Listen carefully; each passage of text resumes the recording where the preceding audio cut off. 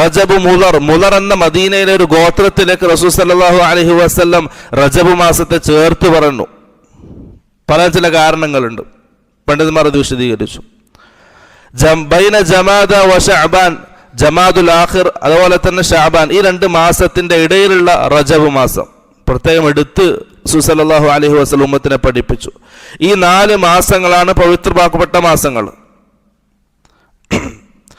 അതുപോലെ തന്നെ മുളർ ഗോത്രത്തിലേക്ക് ഈ റജബിന്റെ പേര് ചേർക്കാൻ കാരണം ആ മുളർ ഗോത്രം വല്ലാതെ ഈ മാസത്തെ ബഹുമാനിച്ചിരുന്നു, ആദരിച്ചിരുന്നു.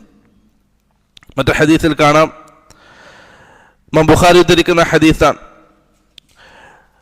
ജാഹിലിയ കാലഘട്ടത്തിൽ മുനസ്സിലുൽ അസിന്ന എന്ന് ഈ റജബ് മാസത്തിന് അവർ പേര് പറയുമായിരുന്നു.